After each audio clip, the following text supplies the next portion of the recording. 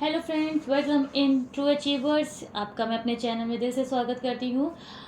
तो आज इस वीडियो में जो भी मैं आपके साथ डिस्कस करने जा रही हूँ वो हैं आपके न्यूज़ बेस्ड करंट अफेयर्स, जो कि आपके जितने भी एग्ज़ाम हैं उन सब के लिए हैं इम्पॉर्टेंट। चाहे वो आपके बैंकिंग के एग्ज़ाम में आते हों या कोई स्टेट गवर्नमेंट के लिए या फिर कोई सेंट्रल लेवल पे गवर्नमेंट एग्ज़ाम हो रहा हो, तो उन पे अगर करंट अफेयर्स का टॉपिक है तो उन सब में ये क्वेश्चंस आ सकते हैं। ठीक है, इसीलिए मैंने ये आपके जो क्वेश्चंस बनाए हैं ये आपके न्यूज़ बेस्ड रहेंगे पूरे। ठीक है, तो बिना टाइम वेस्ट किए हुए हम अपने बढ़ते हैं वीडियो में आगे। So let's start with our question number 1। PM Modi ने किस राज्य में wild life friendly highway project का उद्घाटन किया? तो अपने यहाँ पे कुछ ऑप्शन हैं, मध्य प्रदेश, तमिलनाडु, छत्तीसगढ़ या असम। सो इसका करेक्ट आंसर है छत्तीसगढ़। कुछ अदर इन्फॉर्मेशन इसके बारे में, पीएम मोदी ने जो ये 6 lane greenfield Raipur Visakhapatnam corridor के छत्तीसगढ़ खंड के लिए 3 राष्ट्रीय राजमार्ग परियोजनाओं का निर्माण का उद्घाटन किया है। यह प्रोजेक्ट उदंती वन्य जीव अभयारण्य क्षेत्र से होकर गुजरेगा। ठीक है, तो ये जो wild life friendly highway project था, ये आपका कहाँ पे उद्घाटन हुआ है इसका छत्तीसगढ़ में। इसके बारे में अगर कुछ अदर इन्फॉर्मेशन अगर हमें पूछी जाए या इस पे बेस कुछ क्वेश्चंस बन सकते हैं कि कितनी लेन का है, तो 6 lane greenfield Raipur Visakhapatnam corridor के छत्तीसगढ़ खंड के लिए ये 3 राष्ट्रीय राजमार्ग परियोजनाओं के निर्माण का उद्घाटन किया है। ठीक है, और ये कहाँ से प्रोजेक्ट कहाँ से किस क्षेत्र से होकर गुजरेगा? आपका उदंती वन्य जीव अभयारण्य क्षेत्र से होकर गुजरेगा। नेक्स्ट क्वेश्चन पे आते हैं। राष्ट्रीय उपभोक्ता विवाद निवारण आयोग का अध्यक्ष किसे नियुक्त किया गया है?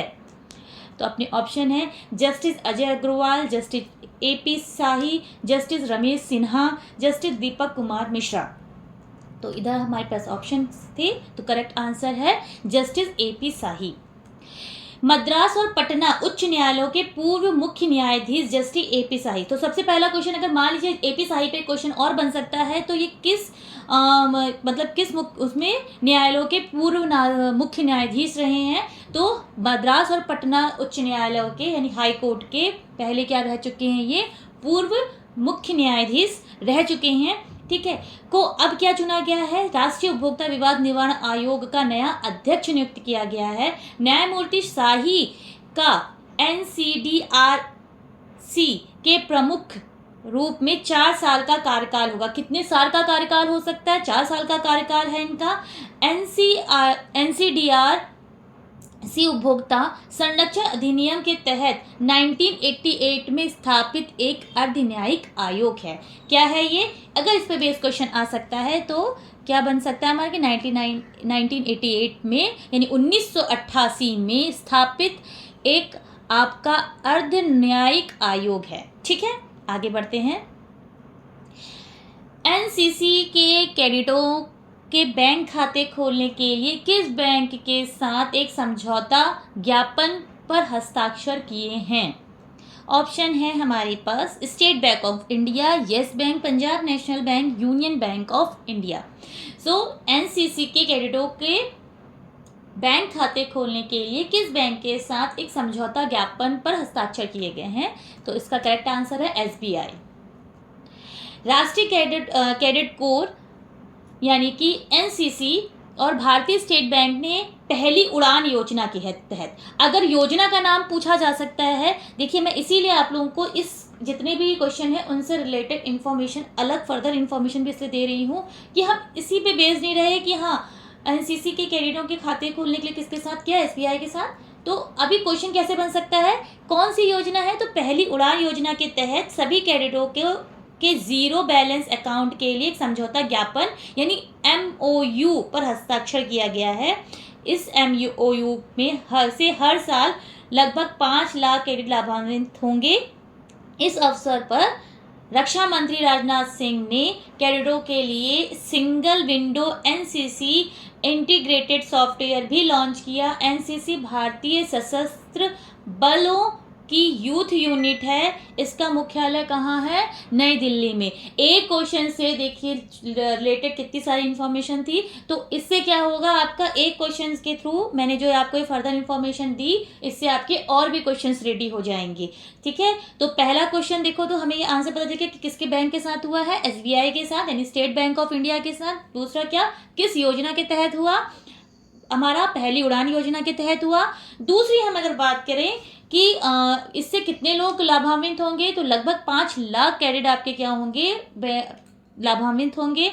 दूसरा, इसमें क्या है, एक single window NCC integrated software भी लॉन्च किया गया है, जो कि ये क्या है, एक यूथ यूनिट है, और इसका मुख्यालय कहाँ है?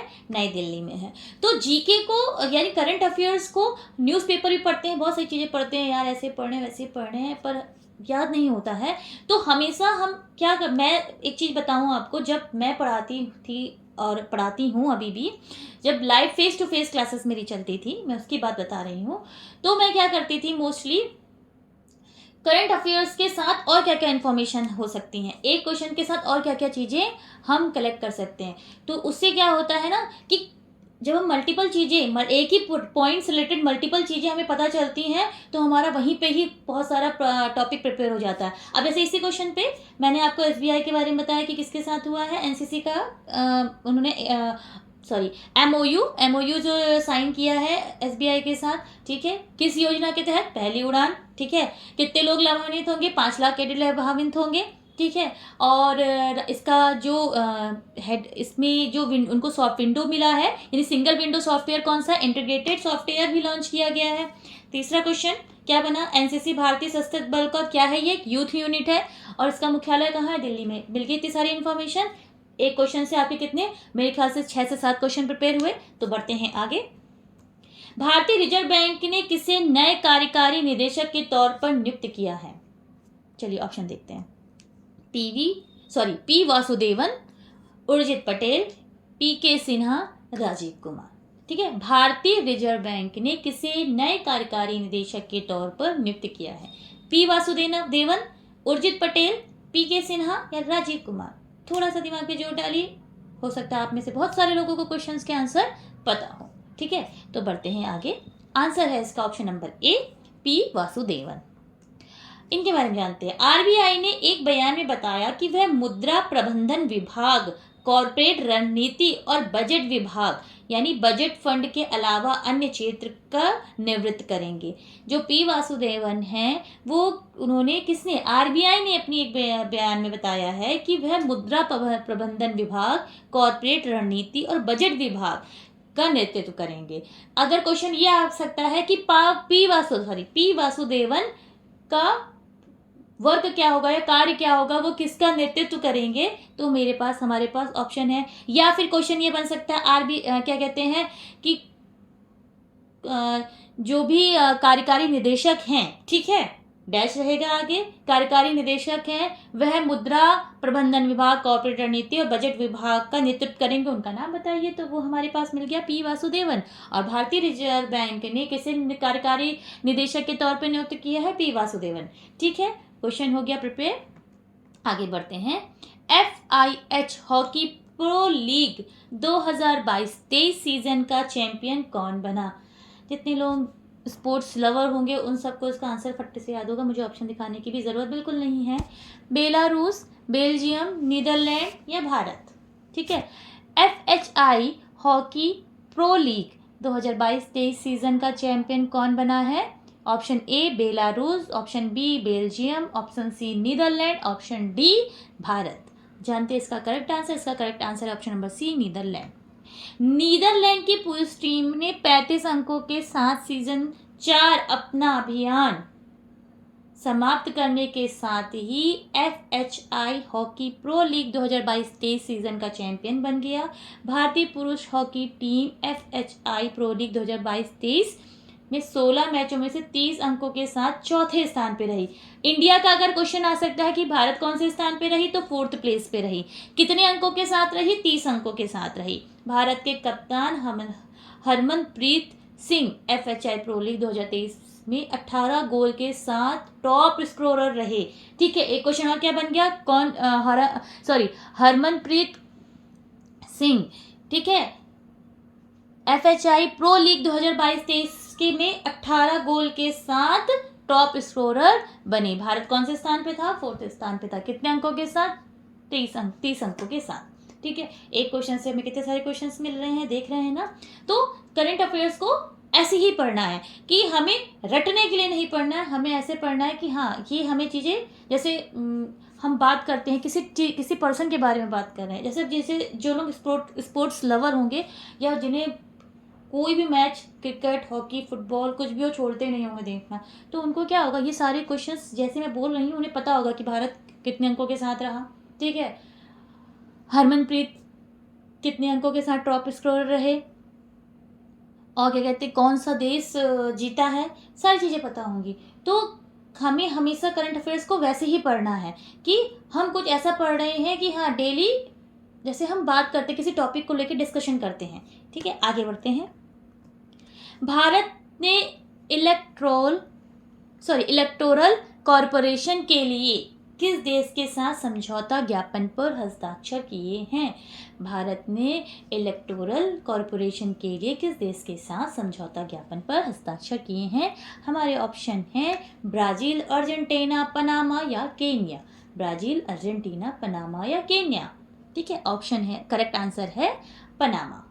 ठीक है, भारत का चुनाव आयोग एंड पनामा का चुनावी न्यायाधिकरण association of world election bodies के सदस्य हैं। ठीक है, किसके सदस्य हैं ये लोग, न्यायाधिकरण association of world election bodies के सदस्य हैं। ठीक है, पनामा मध्य अमेरिका में स्थित एक देश है, इसकी राजधानी पनामा सिटी है। आगे बढ़ते हैं। उबिनास ज्वालामुखी किस देश में है जिसके चलते वहां आपातकाल की घोषणा की गई है। उबिनास ज्वालामुखी किस देश में है जिसके चलते वहां आपातकाल की घोषणा की गई है।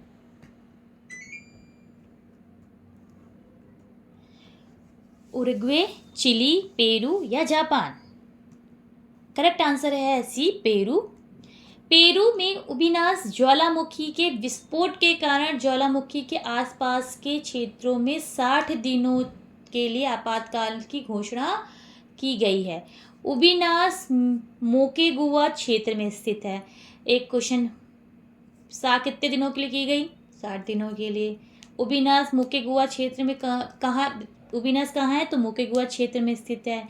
यह क्षेत्र राजधानी लीमा से 1200 किलोमीटर दक्षिण पूर्व में स्थित है और देश का सबसे सक्रिय ज्वालामुखी है। पेरू दक्षिण अमेरिका का एक देश है।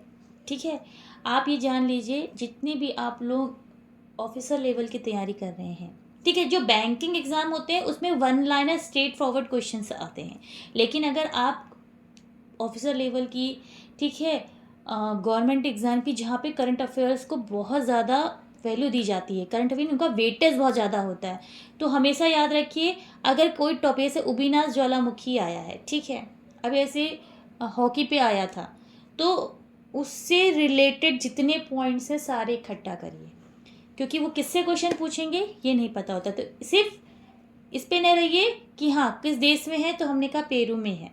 ठीक है, हमें उससे और चीज़ें भी पता होनी चाहिए, क्योंकि एग्जामिनर देखता है कि आप किस तरह से पढ़ रहे हैं, क्वेश्चंस उसी हिसाब से बनते हैं। ठीक है, आगे बढ़ते हैं। अंतर्राष्ट्रीय क्षुद्र ग्रह दिवस निम्न में से किस दिन मनाया जाता है। इंटरनेशनल एस्टेरॉयड डे कब मनाया जाता है। ऑप्शन है 27 जून, ऑप्शन बी 28 जून, 30 जून या 1 जुलाई। तो हमारा करेक्ट आंसर है ऑप्शन नंबर सी, 30 जून। सो गाइस, ये थे कुछ करंट अफेयर्स, ठीक है, जो कि डेली इवेंट्स पे, डेली जो आपके न्यूज़ हैं उन पे बेस्ड। अगर आपको मेरा चैनल लग रहा है इन्फॉर्मेटिव, हेल्प कर रहा है आपकी प्रिपरेशन में, तो मेरे चैनल को प्लीज़ लाइक करिएगा, शेयर करिएगा एंड सब्सक्राइब करिएगा। आगे और भी इसी तरीके से करंट अफेयर्स बनते रहेंगे। एंड हाँ, अब मैं बहुत जल्दी स्टार्ट कर रही हूँ अकाउंट्स पे डिटेल क्लासेस, जो कि आपके गवर्नमेंट ने, जितने भी लोग अकाउंट ऑफिसर की तैयारी कर रहे हैं, कोई भी गवर्नमेंट एग्जाम हो, अगर फूड कॉरपोरेशन का हो, पीसीएस में आपका हो, पीसीएस में आपका कॉमर्स का एक पोर्शन होता है, यानी ऑडिट ऑफिसर का, अकाउंट ऑफिसर का, यूपीपीसीएल का हो, ठीक है, और आपका पावर कॉरपोरेशन का ही जो उत्पादन निगम होता है, दो तरीके से होते हैं, वितरण का और उत्पादन का। आप वितरण की तैयारी कर रहे हो, वितरण निगम की तैयारी कर रहे हो, या उत्पादन निगम की तैयारी कर रहे हो, उसके लिए किसी भी गवर्नमेंट एग्ज़ाम की अगर आप अकाउंट्स के लिए तैयारी कर रहे हो, अकाउंट सेक्शन में जाने के लिए, तो मेरे चैनल पे ज़रूर बने रहिएगा। अब मैं आपके साथ शेयर करने वाली हूँ, जैसे मैंने यूपीपीसीएल में स्टार्ट की थी क्लासेस, क्वेश्चंस बनाए थे, because we have a limited time, तो हमने क्वेश्चंस बनाए थे। अब हम स्टार्ट करेंगे डिटेल कोर्स, क्योंकि अब आएंगी जब वैकेंसीज, टॉपिक के साथ उसके क्वेश्चंस भी रहेंगे, जिससे आपकी फुल प्रिपरेशन हो जाएगी अकाउंट्स की। सो गाइस, अगर मेरा चैनल लग रहा है अच्छा, हेल्पफुल, तो प्लीज़ लाइक करें, शेयर करें एंड सब्सक्राइब करें। Bye bye.